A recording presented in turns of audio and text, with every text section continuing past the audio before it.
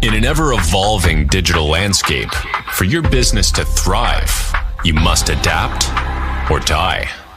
Welcome to Marketing in the Age of AI, the podcast helping you harness the power of AI and marketing tools to revitalize and grow your business. And now here's your host, marketing expert and author of Authentic Marketing in the Age of AI, Emmanuel Rose.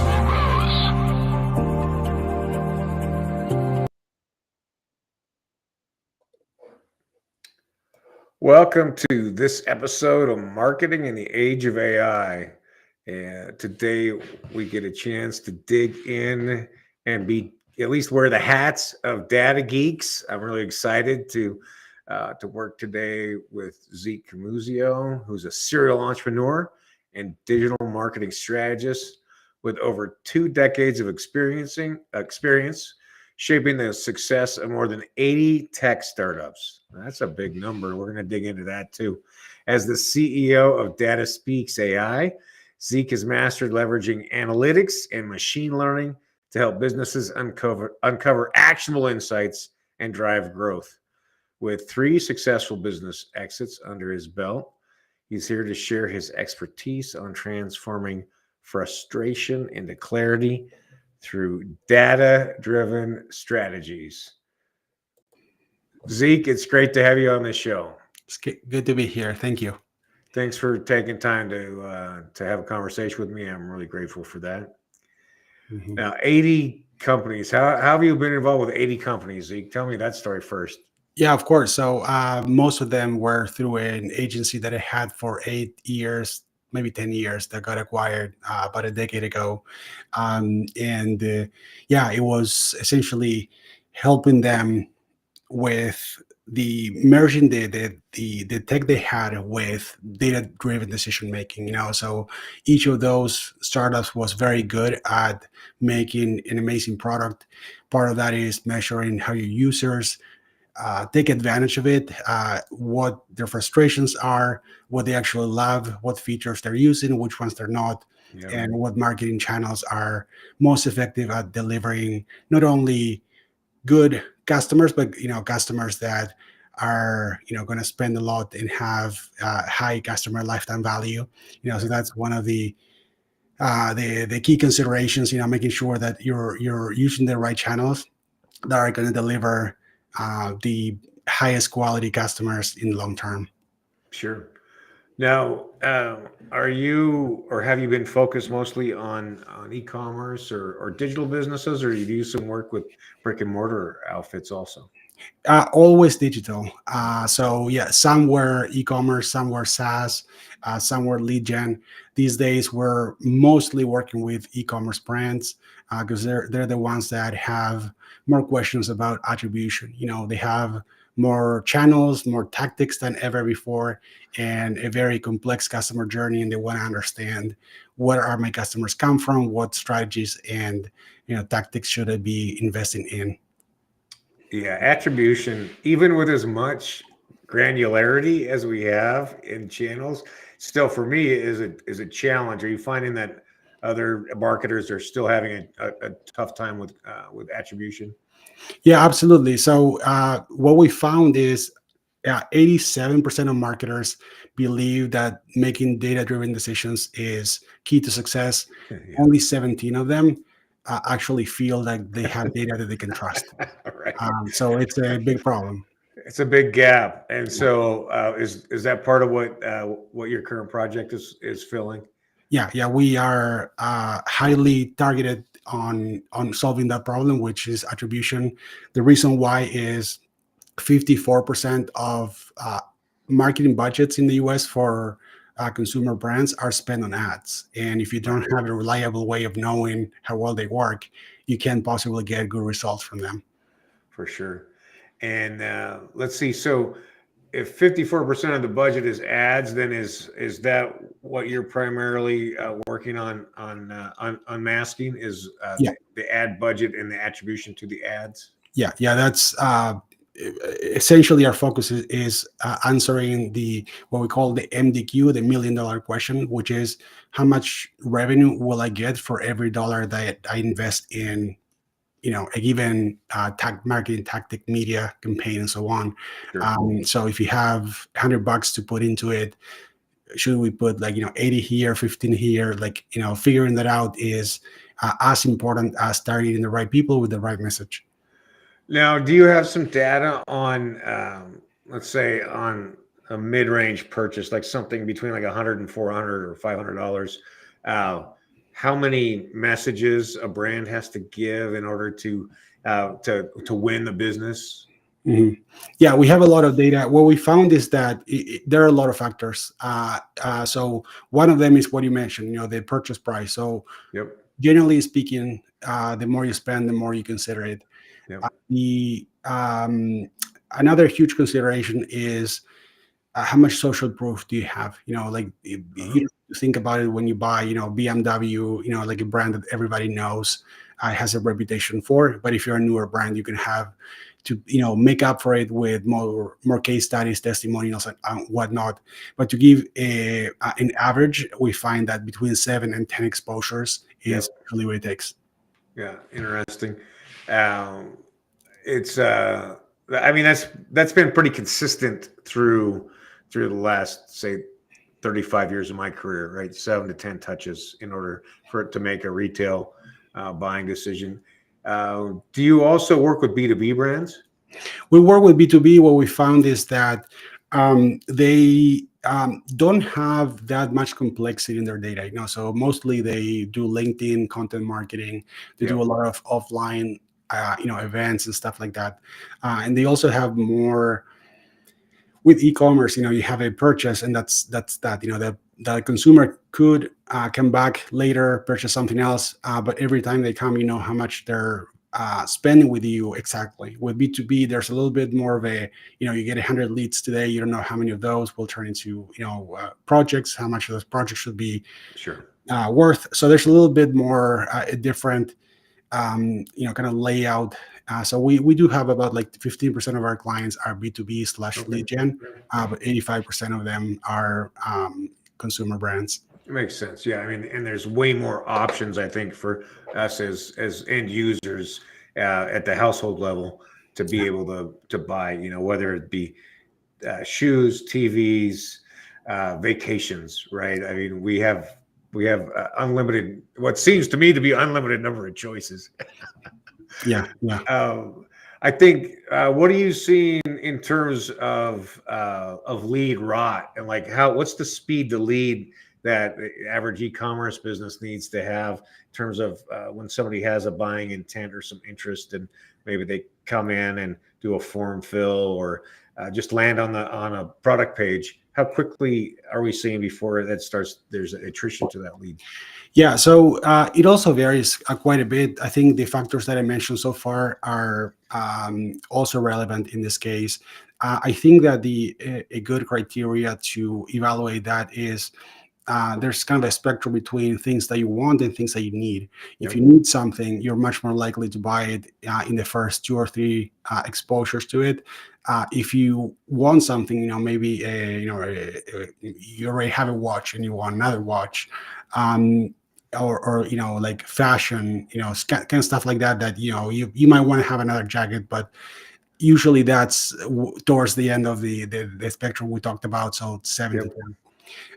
And also there's other factors like seasonality. Maybe you're exposed to something now but you don't need it until the winter, so Sure. that also plays a role. Yeah, that makes sense. What are you seeing in terms of or do you have data around video consumption versus PDF consumption, and how that maybe is triggering different response times in audience? And it's that's where looking at quantitative data alone sometimes doesn't tell the full story, because the way I see it is there are different tools for different jobs. And what we found is that doing sentiment analysis is that qualitative piece that adds more context to the data. What I mean by that is there are certain things where video is really powerful, so showing that, human emotion, creating rapport with somebody you've never seen before. I mean, that's something that you can't really do very well through a PDF. But there are certain things, essentially, for us, we do a lot of education, helping prospects understand, if you want to measure attribution, these are the different types of attribution you can get within each. These are different options you have. So PDFs are usually good for that. Yep. So I like thinking in terms of, you have a toolbox and you have to tell a story. What is the right tool for that job? And the answer would depend on what it is that you want to accomplish. Yeah, that makes sense.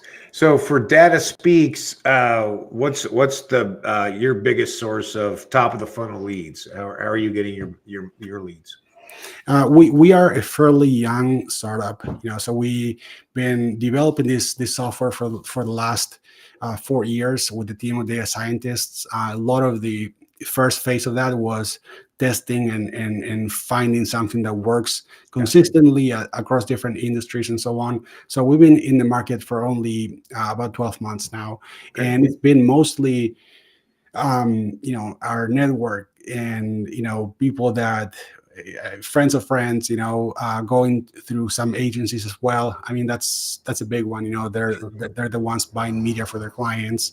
And um they have to validate that they're actually getting something out of the spend, right? yeah, absolutely. Yeah, they have to prove it, but also they have to help their clients perform better, and Sure, get the as advertising costs are increasing, there's more competition. Consumers are, spending not necessarily more. They need better insights to provide the same performance they were providing a year ago. sure. And for a brand, marketing is an aspect of the brand, but for an agency, their performance is their product. Yeah, So we help them provide a better product. nice. And so, okay, so you're kind of using that first layer of referral and network Mhm. as your first. What else are you doing? How are you leveraging social media? Leveraging some pay per click? What are you doing? We are not advertising yet. Okay, So we it's mostly thought leadership. So yeah, writing, LinkedIn, being on podcasts, and yeah, our network is expansive enough that we are still working through that. sure. And we also found that, likely because we took the time to build this well from the ground up, is that we are getting a lot of referrals. So Nice. the way to think about it is, if you have the average brand has three different agencies that they work with. So maybe an agency recommends us to the brand, we start working with a brand, and then the brand introduces us to the other two agencies, which in turn have 20 other Yeah, clients. sure. So it's a really good way to navigate that whole ecosystem. Yeah, and as long as you're meeting your growth goals, then you can grow organically like that, right? Yeah, and the other thing is, we make it very clear that although we give brands and agencies the tools to measure what they do and make good decisions, at the end of the day, they do the work, they deserve the credit. We're just here to support them. So that's really important to know. You can have amazing insights and recommendations, but at the end of the day, you have to execute. Yeah. So yeah. Right. And then, are you guys hosting your own podcast yet? We started, and I recorded one episode, so it's a great way of meeting really smart people and networking. So we it's very, very new, but I'm excited. Yeah. All right. Well, that's cool. I think in so many ways, podcasting achieves all the things that you're talking about, right? Where you're able to establish thought leadership, you're taking Mhm. positions on current events and current changes in industry, but then you also get to talk to people, get brand feedback, product feedback, and you maybe even talk to some prospects that way. So, Yeah, yeah, yeah. beautiful. Now, so you're establishing attribution for pay per click. Um, Now, what's kind of a minimum spend that's a brand or a small business would need to have in order to be able to justify bringing your SaaS online for their stack? Yeah, a minimum of 25,000 per month, and recommended 50,000. So if you're spending 50,000 and you don't have a proper attribution tool, you're Yep. leaving a lot of money on the table. Yeah, and so you guys are targeting mid-market right now in order to get off the ground and build the product, and then hopefully the genius of your offer will trickle down to those of us in the small business realm too, so we can afford it. You know, I want to believe that might be the case, but to be very, very transparent, what we found is we build a custom model for each single client, and we haven't been able to find a way to like automate that without losing accuracy in our Okay. in our approach. So there are a lot of tools that I can recommend. You know, Triple Whale being the market leader for that. I guess the smaller side of the segment in the market. I think they're a very decent service. If you're the more you're spending on ads, the more that waste is in your company, and the more it makes sense to have something more robust. So that's the segment of the market that we are servicing right now. Yeah, no, that makes a lot of sense. Talk to me a little bit about like what your favorite one or two AI tools are right now that you're using in your day-to-day life. I mean, it's probably 95% ChatGPT, and I have it, and it's open AI API that I have integrated with everything I do. I also work in the Google ecosystem, so Gemini is also integrated with my Gmail, and I think that's the trend that I'm seeing in the market. Rather than AI being a product, is really a feature of products that are already established, and the more distribution you have, the more market you have, the more people are going to be using your product. So those are the ones that I use the most. Not the only ones. I also use Descript for video editing and getting social media clips. But yeah, I would say the majority of it is AI. Have everything properly configured, all the shortcuts, all the custom instructions, and super, super helpful. Yeah, I love it. Well, that makes a lot of sense. Zeke, anything else that you want to leave us with? How about the best way to get in touch with you guys if somebody wants to have some help, or at least have a conversation with you? Of course, yeah, happy to help in any way possible, even if you're not at the size that we normally work with. Happy to spend some time with you and try to point in the right direction. So you can find me on LinkedIn, Zeke Camusio. I'm sure we can put the link in the show notes. And if you want to learn more about DataSpeaks, go to dataspeaks.ai. All right. Well, I really appreciate your time today. Thanks for breaking all that down for me, and I wish you the best of luck on this current software journey that you're on, and look forward to catching up with you again soon and see what you have going on in another few months. Sounds great. Yeah. Thank you so much. All right. Well, thank you, Zeke.